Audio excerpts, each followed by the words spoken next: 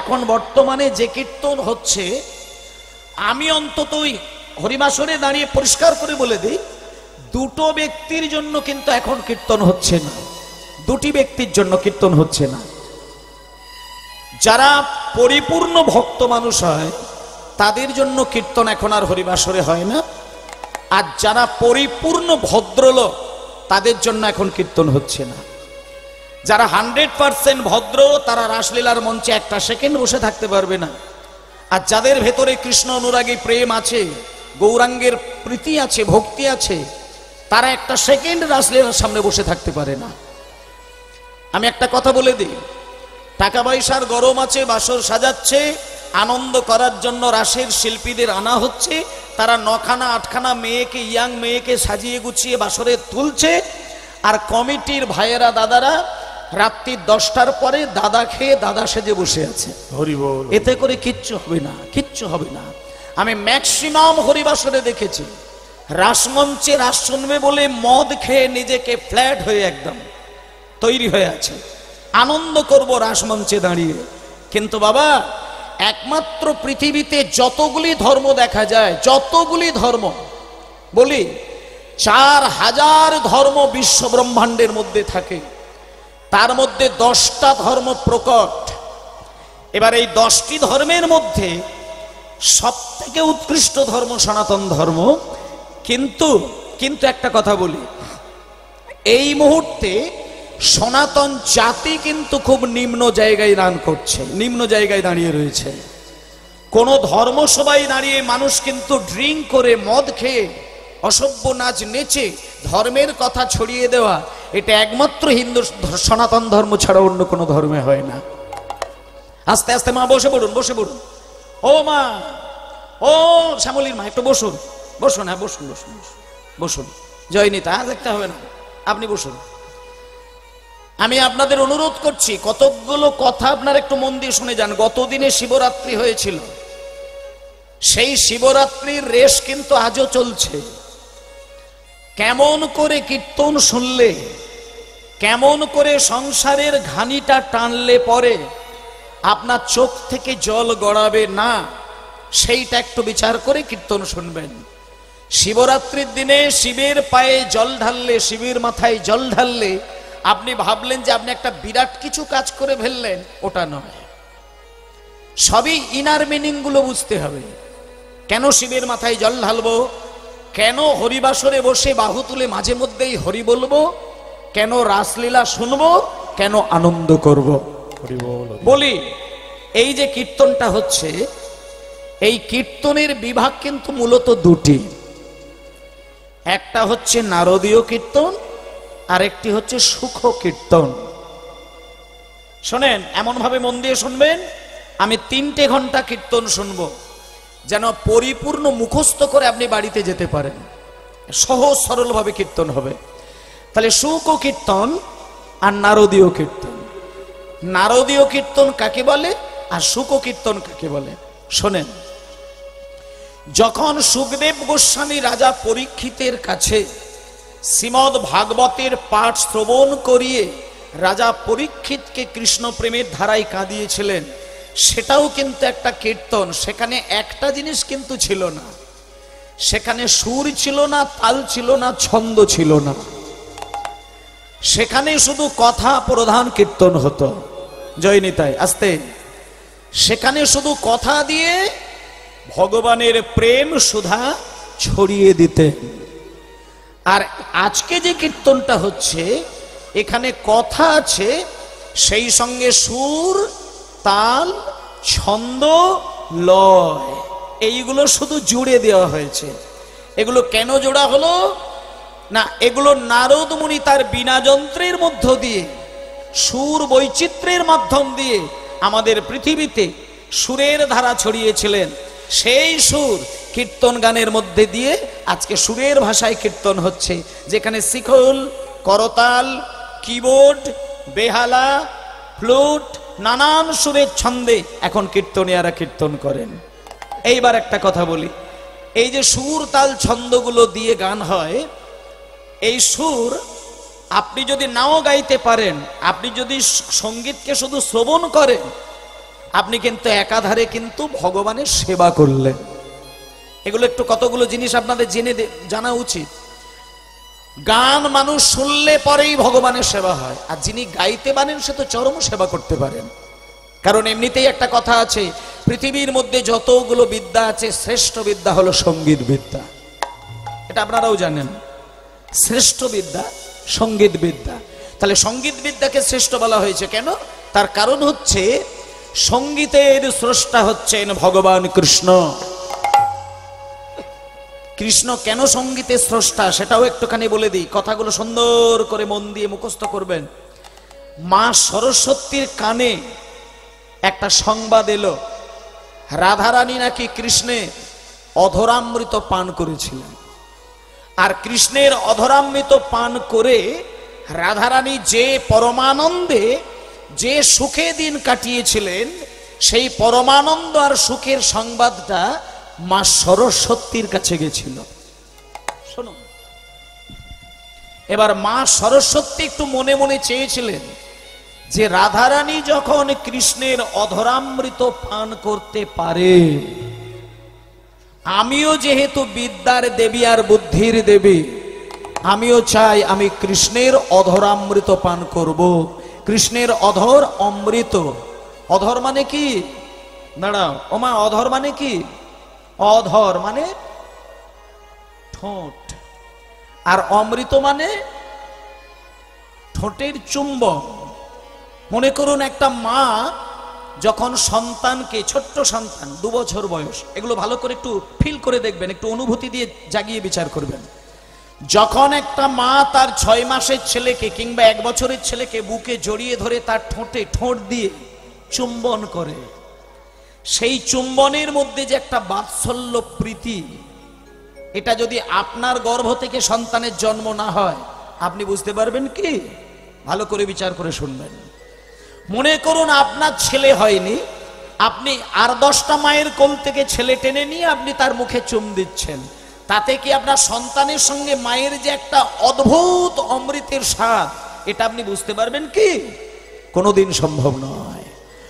কোন বাবা তার নিজের দেহ থেকে ছেলের জন্ম না দিতে পারলে, যেমন ছেলেকে কোলে করে নিয়ে নাচালে বাবার যে পরমানন্দ হয়, সেটা নিজের সন্তান জন্ম না নিলে যেমন বোঝা যায় না, তেমন মা যখন তার গর্ভের সন্তান জন্ম না দেবে ততদিনে মায়ের সঙ্গে সন্তানের যে প্রেম, যে ভালোবাসা, যে বাৎসল্য রস, এটা কিন্তু তার বোঝা সম্ভব হবে না। তাই জন্যে আজকে রাধারানী আর কৃষ্ণ এরা কে ছিলেন একটুখানি শোনেন। রাধারানী হচ্ছেন কৃষ্ণের বাম অঙ্গ থেকে জন্ম নিয়েছিলেন। তাহলে যার নিজের দেহ থেকে একটা প্রাণের সৃষ্টি হয়, ভালো করে দেখুন, রাধা কিন্তু অন্য কোনো সম্পদ নয়, রাধা কৃষ্ণের আনন্দের শক্তি স্বরূপা, তার অঙ্গ থেকে সৃষ্টি হয়েছেন। তাহলে যে পুরুষের অঙ্গ থেকে একটা নারী মূর্তি তৈরি হয়েছিল, যে নারীটার নাম রাধারানী, তাহলে একাধারে কৃষ্ণ রাধারানীর পিতাও বলা যায়। তাহলে সেই পিতা যখন রাধারানীর সঙ্গে লীলা করেন, বলুন সেই লীলা রসের মধ্যে কিঞ্চিত কোনো কামনার চিন্তা করা মানে তার কি নরকে ঠাঁই হওয়া উচিত? এইটা বিচার করে কীর্তন শুনবেন। আজকে যখন রাধা কৃষ্ণের ড্যান্স হবে মানুষ খুব আনন্দ ভোগ করেন, কিন্তু একটা কথা বলি, রাধা কৃষ্ণের নাচ যখন বৃন্দাবনে হয়েছিল তখন কিন্তু রাধারানী যুবতী মেয়ে ছিলেন না, আর কৃষ্ণ কোনো যুবক ছেলে নয়, শিশু গোপাল।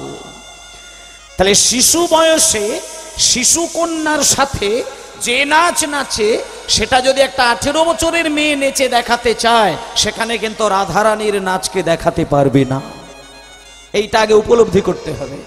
তাহলে এইবার শোনেন, ঠিক তেমনি ভাবে রাধারানী যখন কৃষ্ণের অধরামৃত পান করেছিলেন, তখন সরস্বতী মনে মনে চিন্তা করেছিলেন, আমি বিদ্যার দেবী বুদ্ধির দেবী, তাই আমিও একটু কৃষ্ণের অধরামৃত পান করব।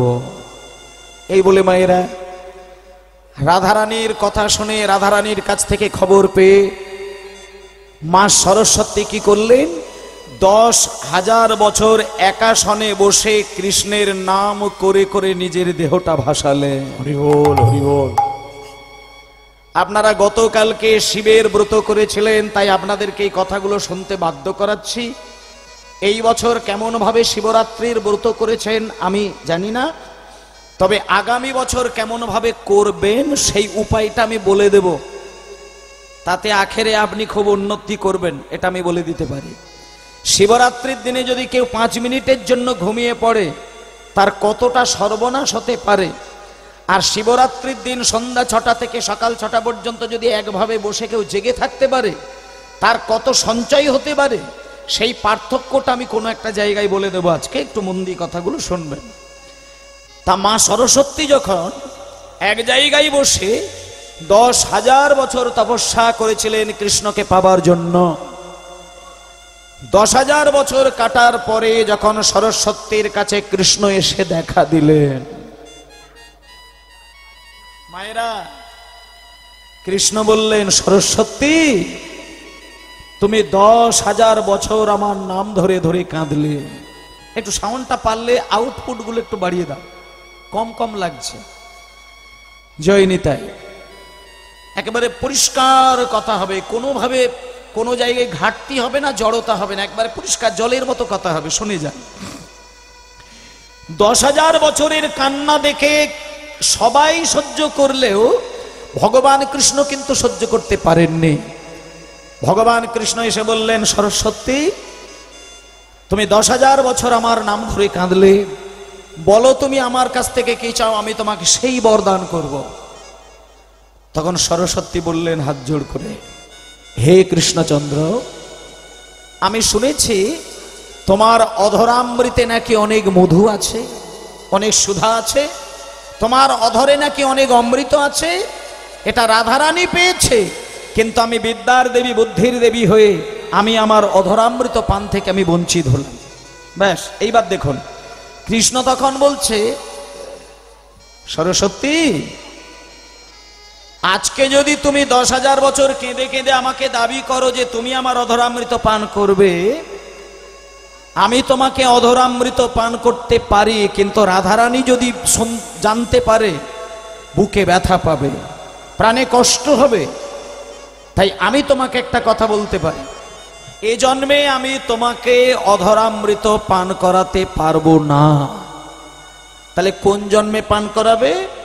রাধারানী সরস্বতীকে বলে দিচ্ছেন, সরস্বতী শোনো, যখন বৃহস্পতি যজ্ঞ করবে, মায়েরা মায়েরা মায়েরা মায়েরা, এত এত চঞ্চল হলে হবে না, এত চঞ্চল হলে হবে না। শোনেন, মনটাকে এক কেন্দ্রে বসান, বসিয়ে আমার কথাটাকে উপলব্ধি করুন। একটু আইঢাই আইঢাই আইঢাই বড্ড হচ্ছে আপনাদের, আইঢাই করলে হবে না, কথাগুলো শুনবেন, তাতে সংসারটাকে আপনি আপনার নজরের মধ্যে রাখতে পারবেন। যে যত চঞ্চল হবে তার সংসার তত চঞ্চল হয়ে নাচবে, এটা বলে দিলাম। কারণ মা লক্ষ্মীর আর এক নাম চঞ্চল। যার মন চঞ্চল তার ঘরে লক্ষ্মী চঞ্চল, আর যার ঘরে লক্ষ্মী চঞ্চল তার ঘরে অধঃপতন বেশি হয়, স্বামী স্ত্রী অশান্তি বেশি হয়।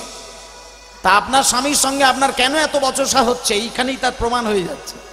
হরিনাম করছি, চোখ এদিক ওদিক এদিক ওদিক হচ্ছে, এগুলো হচ্ছে কেন? ঘুগনি খেয়ে নিয়েছেন, ব্যাস ছেড়ে দিন, এবার চুপচাপ বসে পড়ুন। কি বলছি শোনেন। এবার দেখুন, সরস্বতীকে কৃষ্ণ বললেন যে আমি তোমাকে বলে দিলাম বৃহস্পতি যজ্ঞ করবে, তার মাঝখান থেকে একটা বাঁশ উঠবে, সেইখানে তুমি বংশী রূপ ধারণ করে জন্ম নেবে।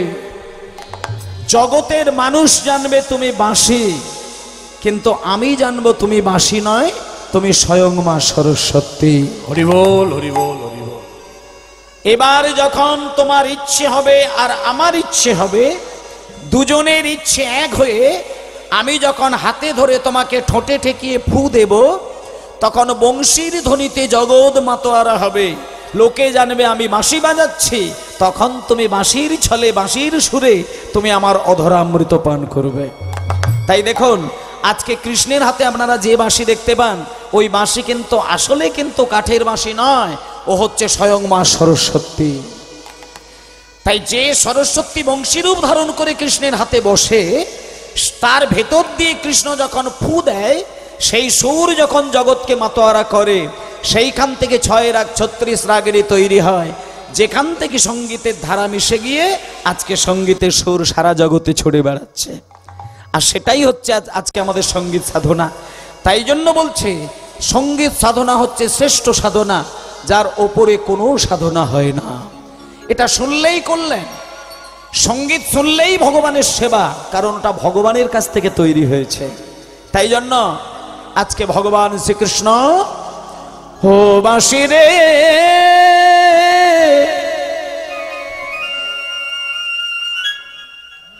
হরে কালার বাঁশি রে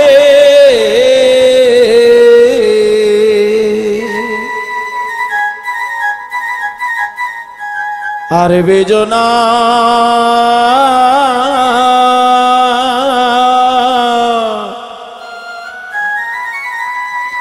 আর বেজনা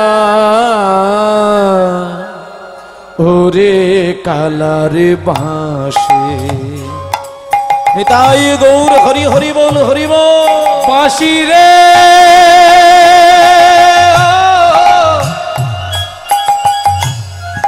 ও বাঁশি রে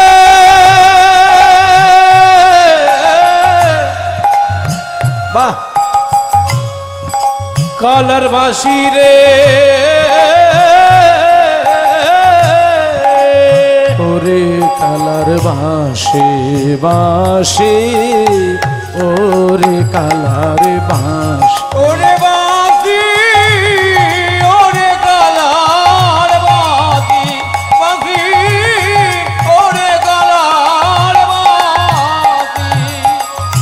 কোনে বাঝারে ছিলা বাঁশি রে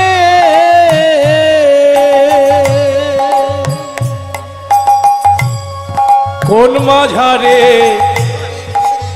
ছিল বাঁশি রে বলি কোন বাঝারে ছিলা বাঁশি রে কোন মাঝারে ছিলে বাঁশি রে। যদি সেই ঝাড়ের নাগালে পা একটুখানি দাঁড়াও। হুমায়রা, আপনাদের এই গ্রামে বাঁশের ঝাড় আছে কি? বাঁশ বাঁশ আছে? আচ্ছা, বাঁশি নামকরণটা হয়েছে কেন জানেন? বাঁশ থেকে তৈরি হয় বলেই বাঁশি। একটু আস্তে কিবোর্ড বাজাবে। বাঁশ থেকে তৈরি হয় এমন একটা যন্ত্রকেই বাঁশি বলে, যেটা কৃষ্ণের হাতে ছিল। আচ্ছা মায়েরা বলুন তো, ভগবান শ্রীকৃষ্ণের হাতে কটা বাঁশি ছিল? কটা? 3টি বাঁশি। আচ্ছা কি নাম? যারা জানেন তারা ভাগ্যবান, যারা জানেননি তারা আরো বেশি ভাগ্য। শুনে নেন, ভগবান শ্রীকৃষ্ণের হাতে 3 পিস বাঁশি। একটার নাম বেণু, একটার নাম বংশী, আর একটির নাম হচ্ছে মুরলী। এবার অনেকে মনে মনে ভাবে বেণু বংশী মুরলী এ তো শুধু নামের তফাৎ, মানেটা তো একই। বলছে না, নামের সঙ্গে বাঁশির গঠনেরও পরিবর্তন। কিরকম বলে দিই, বেণু কাকে বলে, বংশী কাকে বলে, মুরলী কাকে বলে, এগুলো শুনবেন এবং মুখস্থ রাখবেন। শোনেন, 12 আঙুল লম্বা 9টি ছিদ্রযুক্ত বাঁশি তাকে বলা হয় বংশী। কি বললাম? 12 আঙুল লম্বা 9টি ছিদ্রযুক্ত বাঁশি তাকে বলা হচ্ছে বংশী। 17 আঙুল লম্বা 8টি ছিদ্রযুক্ত বাঁশি তাকে বলা হচ্ছে বেণু। আর 2 হাত লম্বা 4টি ছিদ্রযুক্ত বাঁশি, তার নাম হলো মুরলী। তাহলে বেণু বংশী মুরলীর পার্থক্য বোঝা গেল তো? মায়েরা বুঝতে পেরেছেন তো? আচ্ছা এইবার তাহলে যদি প্রশ্ন করা হয় কৃষ্ণের হাতে কটা বাঁশি থাকে, আপনারা কি বলবেন? 3টি। কি নাম? বেণু, বংশী, মুরলী। আচ্ছা, এই কৃষ্ণের হাতে 3টে বাঁশি থাকে বলেই কিন্তু আমাদের সর্বনাশটা হয়। তার কারণটা বলে দিই, আমাদের যে মরণ হয়, মরণকালে দেখবেন মানুষ কিন্তু চোখগুলো বড় বড় হয়ে যায়, বিভীষিকা সৃষ্টি হয়, আর ভুল বকতে থাকে মানুষ। কেন জানেন? যার মৃত্যু হয়, মৃত্যুর কিছুক্ষণ আগে দেখবেন তার পরিবারের লোকজনের সঙ্গে তার আর কোনো কথা চলে না। সে কারোর ক্রন্দনে কিন্তু নিজে কাঁদেন না, কারোর কথাই কিন্তু সে আর কথা বলে না। সে তখন একজনের সঙ্গে কথা বলে। কে? সে একজনের সঙ্গীত শুনতে পায়, সেটা হলো একমাত্র ভগবান শ্রীকৃষ্ণের বাঁশির শব্দ শুনতে পায়। ভগবান যখন কাউকে ডাকে তখন তার নামটা ধরে বাঁশি বাজায়, আর যখনই বাঁশি বাজিয়ে সুরটা ছড়িয়ে দেয়, যার নাম ধরে বাঁশি বাজাবে সে তখন সংসার ছেড়ে দিয়ে গোবিন্দ চরণে চলে যাবে। যেটা আজকে রাসলীলাতে আমার থেকে আরো বেশি ডিটেলস আপনাদের জানিয়ে দেবে। রাসে দেখবেন গোপীদেরকে ডাকার সময় কিন্তু কৃষ্ণ বাঁশি বাজিয়ে তবে ডেকেছিলেন, কোনো মুখে কিন্তু ডাকে না, গোপীদের নাম ধরে বাঁশি বাজিয়ে ডেকেছিলেন। তা আজকে সেই বাঁশির বিবরণটা আমি শোনালাম, তার কারণগুলো পরে পরে বলবো। এই দেখুন, যখন তিনটে বাঁশির সুরে কৃষ্ণ মধুর সুরে বাঁশিটা বাজিয়েছে, তখন রাধারানী বলছে, কোনে বাজারে ছিলা বাঁশি রে, কোনে বাজারে ছিলা বাঁশি রে, ও বাঁশি রে, নিতাই গৌর হরি হরি বল।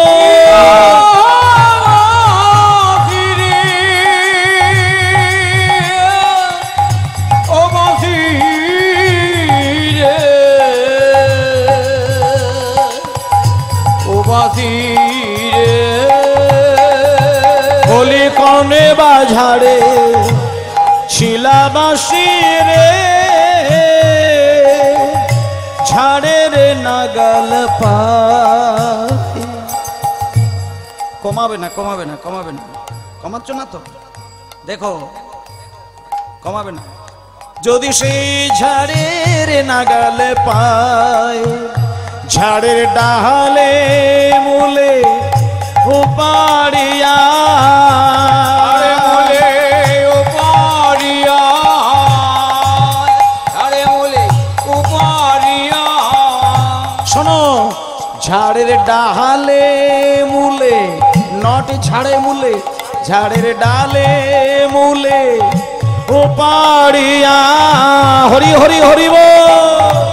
ডালে মূলে উপাড়িয়া, দিতাম সাগরে ভাসাইয়া, আহা হরে ওরে কালার বাঁশ বাঁশি, ওরে কালার বাঁশি, ওরে বাঁশি, ওরে কালার বাঁশি, বাঁশি রে, ইয়া বাঁশি রে, ওরে কালার বাঁশি, বাঁশি, ওরে কালার বাঁশি, হরি হরি বল, হরি হরি কালার বাঁশি, বাঁশি রে, ওরে কালার বাঁশে।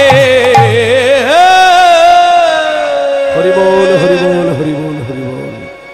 আজকে ভক্তমন্ডলী মায়েরা, কি গো বাবা, মা গো, যা দিয়েছে বাবা মানিয়ে নাও না। রাত্রির 12টা বেজে গেছে, আর বেশি খেতে যেও না, কম খাও। জয় নিতাই, হরি বল। ঠিক আছে, ঠিক আছে, বেশি নয়, বেশি নয়। নিতাই গৌর হরি বল। আজকে বাঁশির সুর কানে নিয়ে, সেই বাঁশিকে হৃদয়ে ধারণ করে, বেশি আন কথা নয়, আন তত্ত্ব নয়, তত্ত্বটা মানুষ চেনে না, বোঝে না। আমরা তো মানুষ স্রোতের টানে যেতে খুব ভালোবাসি, কিন্তু স্রোতের উল্টো দিকে যাওয়ার ক্ষমতাটা তৈরি করি না। কেউ যদি স্রোতের উল্টো দিকে যেতে পারে সত্যকে সঞ্চয় করে, সে ভগবানের চরণ পায়। আর স্রোতের টানে হরিবোল বললে সে হরিধ্বনি কোনোদিন গোবিন্দ চরণে যায় না। আজকে হরিবাসরে দাঁড়িয়ে তত্ত্ব তত্ত্ব তত্ত্ব তত্ত্ব তত্ত্ব তত্ত্ব করে ফাটিয়ে দিচ্ছে হরিবাসর। কিন্তু একটা কথা আমি বলে রাখি আপনাদের, তত্ত্ব কথা সেটাকেই বলে। তত্ত্ব কাকে বলে মায়েরা শোনেন? তত্ত্ব কথা তাকেই বলে যে কথা হতে পারে সরল, হতে পারে কঠিন, হতে পারে জটিল, যাই হোক না কেন, যে কথাটা পরম ব্রহ্মের সঙ্গে মিল খায়, পরম ব্রহ্মের উদ্দেশ্যে কথা বলা যায়, কেবল সেই কথাকেই বলে তত্ত্ব, নচেত কোনো কথা তত্ত্ব নয়। তত্ত্ব শব্দের অর্থ হচ্ছে পরম সত্য। তত্ত্ব শব্দের অর্থ হচ্ছে পরম সত্য। আমি শুধু একটা আজারি কথা বলে দিলাম, কথাটা শুনতে যেহেতু ভালো লেগেছে তাই এটা তত্ত্ব কথা। এই হচ্ছে মানুষের নীতি। কিন্তু না, যে কথা সত্যের সঙ্গে মিলেমিশে মাধুর্য ছড়ায় সেই হয় তত্ত্ব, নচেত তত্ত্ব নয়।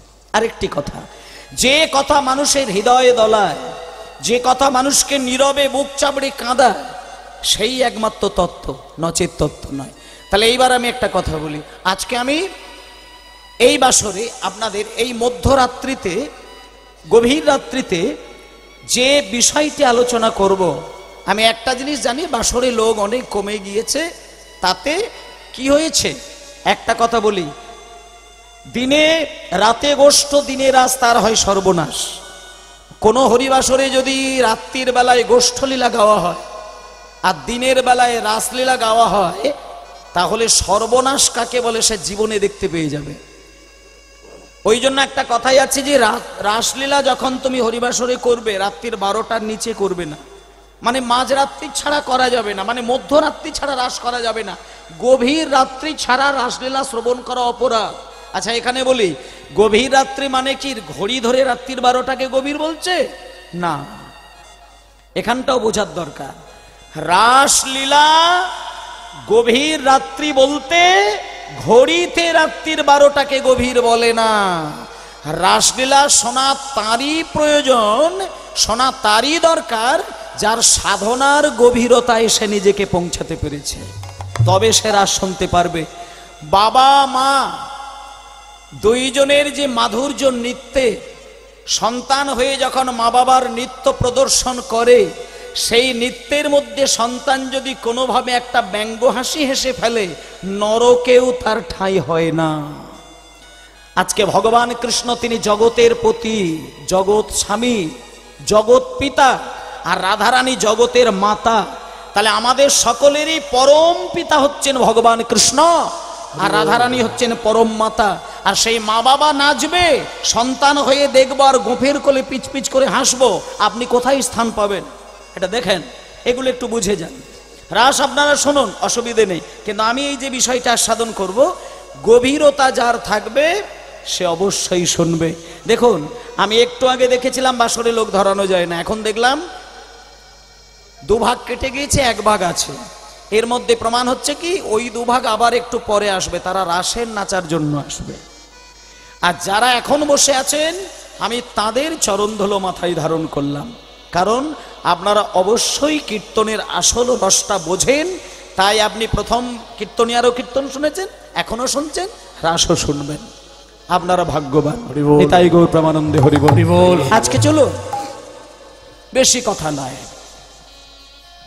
আমি এখানে মায়েদেরকে একটা কথা বলি। অমাবস্যা, পূর্ণিমা, একাদশী, শিব চতুর্দশী, এই কয়েকটা দিন চেষ্টা করবেন সংসারে সাদের জামাইও যদি এসে দেখা দেয়, জামাই বাবাকে দরকার হলে একটুখানি হাত জোড় করে বলবে, বাবা তুমি পূর্ণিমা, অমাবস্যা, একাদশী, চতুর্দশীতে এসেছো, তুমি আমার বাড়িতে একটু নিরামিষ খাবারটা কি আনন্দ ভরে গ্রহণ করো। আমি অনেক মায়ের বাড়িতে দেখেছি, জামাই এসেছে বলে একাদশীর দিনেও কিন্তু জামাইয়ের মনোরঞ্জন করতে ছাড়ে না। কিন্তু আমি বলি, মা বৈষ্ণব যদি হতে চেয়েছো, জীবনে যখন শান্তিটা চেয়েছো, একাদশীর দিনে আপনি নিরামিষ আহার অবশ্যই করবেন। আপনাকে আমি গায়ের জোরে বলবো না যে আপনি সারা জীবন নিরামিষ করুন, এটা বলবো না। নিরামিষ যদি করতে পারেন তাহলে তো আপনি ধন্য হলেন, যদি একান্ত নাও পারেন, অন্তত অমাবস্যা, পূর্ণিমা, একাদশী আর চতুর্দশী, এইগুলো আপনি কোনোদিন আমিষ আহার বাড়িতে মনেও করবেন না। এগুলো ভাববেন, এগুলো চিন্তা করবেন। এবং যখন আপনি দুপুরবেলায় প্রত্যেকটা দিন আপনি খেতে যাবেন, ভাতের থালাটা যখন আপনি কাছে পাবেন, সেখানে যখন সমস্ত ব্যঞ্জন দিয়ে তৈরি করে আপনি সুন্দর একটা নৈবেদ্য তৈরি করবেন, সেটা চিন্তা করবেন যে আমি চৈতন্যদেবের সেবার উদ্দেশ্যে আমি সেটা করলাম। আপনি যদি প্রত্যেক দিনের খাবারটাকে নিতাই গৌরের চরণে প্রসাদ তৈরি করে নিজেকে গ্রহণ করেন, আর কিছু হোক বা না হোক, খাবার শুদ্ধিকরণ যার মধ্যে আসবে তার চিন্তা শুদ্ধ হবে, আর যার চিন্তা শুদ্ধ হবে তার আবেগ মিষ্টি হবে, যার আবেগ মিষ্টি হবে তার আচরণ সবার প্রতি সুন্দর হবে। নিতাই গৌর প্রেমানন্দে হরি বল হরি বল। হরি বল। চিন্তা যদি কারোর কঠিন হয়ে যায়, সে কারোর সঙ্গে ভালো ব্যবহার দেখাতে পারে না, এটা ভেবে দেখবেন। আপনার ভেতরের চিন্তা যদি খুব কঠিন হয়, আপনি অভিনয় করেও কারোর সঙ্গে ভালো ব্যবহার দেখাতে পারবেন না। কখন কাকে কড়া কথা বলে ফেললেন, কাকে আপনি দম করে বাজে কথা বলে ফেললেন, আপনি খেয়াল করতে পারেন না। তার কারণ হচ্ছে আপনার চিন্তা পরিশুদ্ধ নয়। আর চিন্তাটা পরিশুদ্ধ তখনই হবে আপনার খাদ্যটা যদি পরিশুদ্ধ হয়। খাবারের সঙ্গে আপনার চিন্তার সম্পর্ক রয়েছে, এটা বিচার করবেন। আর একটা কথা বলে দিই, দুপুরবেলা যখন আপনি ভাত ডাল তরি তরকারি শুক্তো এটা ওটা নেবেন, মায়েদেরকে বলছি মন্দির যদি নাও বানাতে পারেন, মিনিমাম আপনি যখন খেতে বসবেন একটা সেকেন্ডের জন্য চোখটা বন্ধ করে আপনারা ভাতের থালাটার দিকে প্রণাম করে আপনি এই কথাটা বলবেন, ভজ পতিত উদ্ধারণ শ্রী গৌরে হরি, ভজ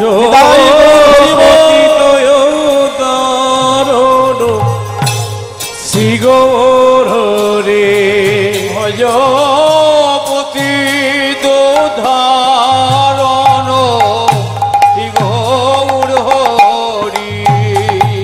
আর শ্রী গৌরে হরি নবদ্বীপ বিহারী, গৌর হরি নবদ্বীপ বিহারী, গৌর হরি নবদ্বীপ বিহারী। আর দিন দয়াময় হিতকারী, ভজ পতিত উদ্ধারণ শ্রী গৌর হরি, ভজ পতিত উদ্ধারণ শ্রী গৌর হরি।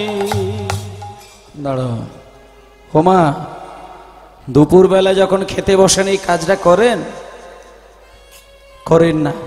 দেখুন একটা কথা বলি, মন্দির আপনি বানাতে যদি না পারেন আপনি যেন চিন্তা করবেন না, মায়েরা চিন্তা করবেন না এটা যে আমার স্বামীর রোজগার নেই বলে একটা বাড়িতে উঠানে মন্দির বানাতে পারি না। যেদিন আমার মন্দির হবে সেদিন আমি নিয়ম করে 3 বার গোবিন্দকে সেবা দেব।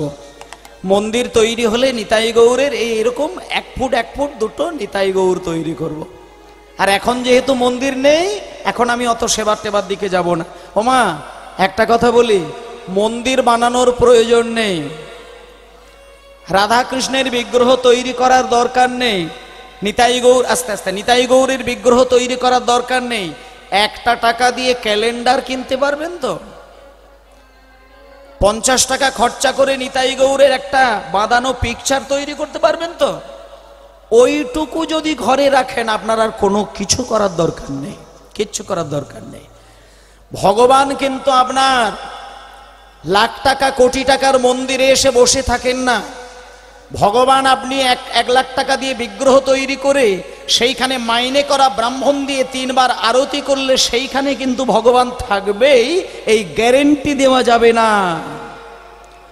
আপনার ভেতরে যদি পরাভক্তি বর্তমান থাকে, আপনার ভাঙা ঘরের মধ্যে একটা ক্যালেন্ডার ঝুলিয়ে সেইখানে যদি রাত দিন আপনি 2 ফোঁটা নয়নের জলে নিতাই গৌরের সেবা করেন, আপনার কিচ্ছু করার দরকার নেই।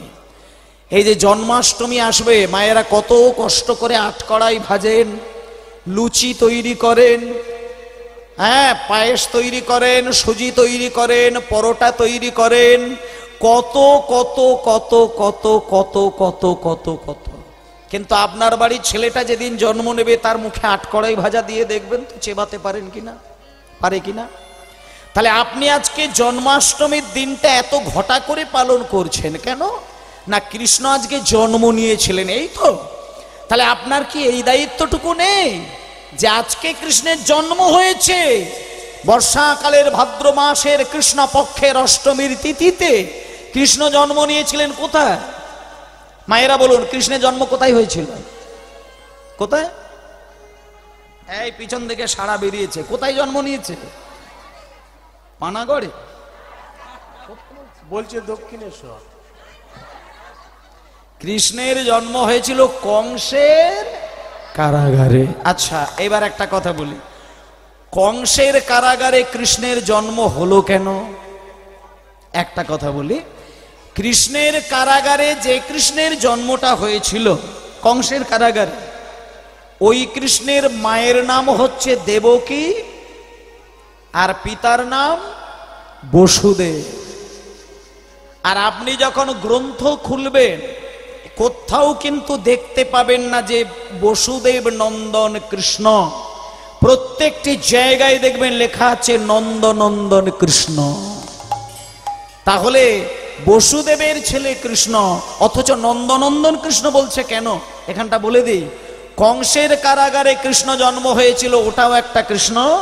আর একই সময়ে যশোদা মা একটা কন্যা সন্তানের জন্ম দিয়েছিলেন।